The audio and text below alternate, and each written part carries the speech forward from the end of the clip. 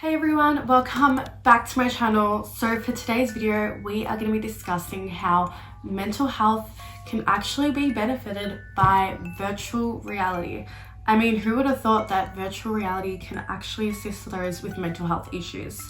So for those of you that don't know what VR is, it is essentially a simulated environment that you're immersed into.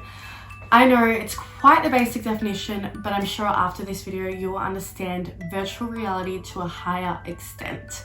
So let's go. Virtual reality challenges reality as we know it, as you are immersed into a simulated environment. VR didn't always seem so real, but because of VR technology today, you are immersed into a simulation that almost seems real. Virtual reality simply began as a form of entertainment. Paul Mealy speaks about the history of VR in his book, Virtual and Augmented Reality for Dummies. He talks about Morton Hellig, who invented the Sensorama. Before inventing the Sensorama, Morton Hellig imagined the cinema of the future in 1955. Sensorama displayed a number of short films that simulated people's senses. The features of the Sensorama are quite similar to those of what we see in VR today. Some of the features Hellig included were stereoscopic 3D display, stereo speakers, and feedback to an individual's movement through vibrations. VR is definitely not what it once was. Because of how advanced it is, it can provide experiences that other forms of technology simply can't. VR can actually benefit mental health issues. The fact that virtual reality can immerse people to the point of assisting them with their mental health is insane. This challenges reality as we know it, as traditional methods of treating mental health illnesses are through medications and therapy. VR is being used to treat mental health issues as individuals can be immersed in situations that provide them with anxiety, such as public speaking. With the growth of VR graphics appearing real, it makes it possible to reenact real-world situations. David J. Roberts and his team all hold a Bachelor in Science and are Doctors of Philosophy. Together, their findings in Chapter 8 of the book, Virtual Reality, Recent Advances in Virtual Rehabilitation System Design, involves how therapists use VR with their clients. Clients and therapists can be contextualized within a shared simulation.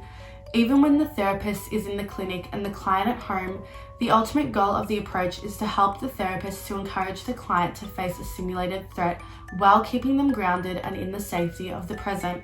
Now let's check out some of the ways that therapists are using virtual reality today.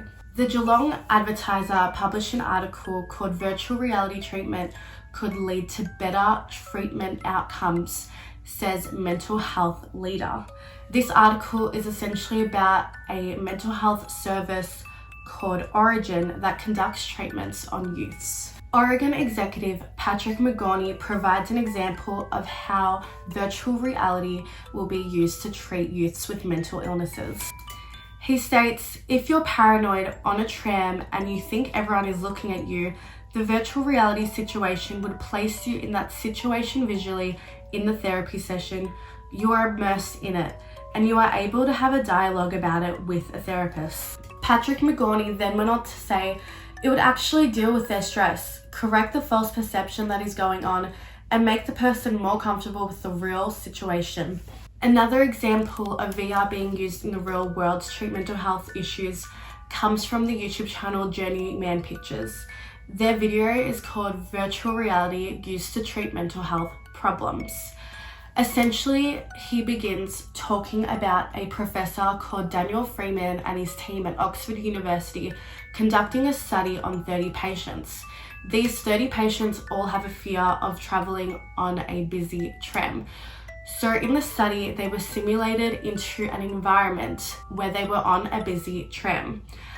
After these experiments, they had successful results, and these people no longer had a fear of traveling on a busy tram. The video also speaks on the Institute of Creative Technology, which developed the Brave Minds program.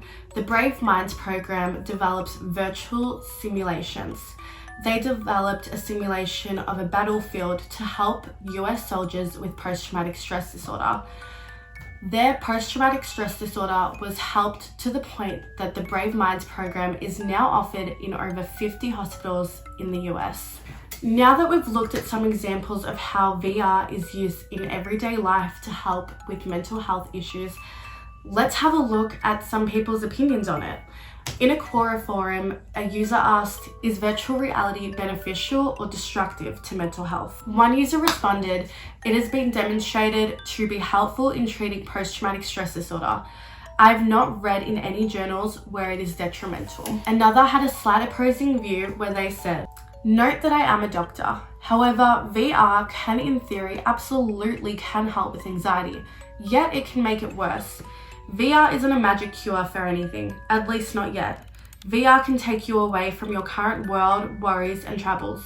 Within 15 seconds of wearing it, you have no idea where you are in the room, let alone what planet you're on, or what issues you had before you put the thing on. Overall, virtual reality in treating mental health issues is still quite new. I mean, typically when you think of treating mental health, you do think of medications and therapy. So VR definitely challenges reality as we know it. But personally, I honestly think that VR can definitely be used and helpful in treating mental health, but just not for everyone, as different things work for different people. Anyway guys, that is all from me. Hopefully you learned something new, or maybe you already knew about this. If you're wanting to do any further readings, I will link all my sources down below. Thank you so much for watching, and I'll catch you guys later.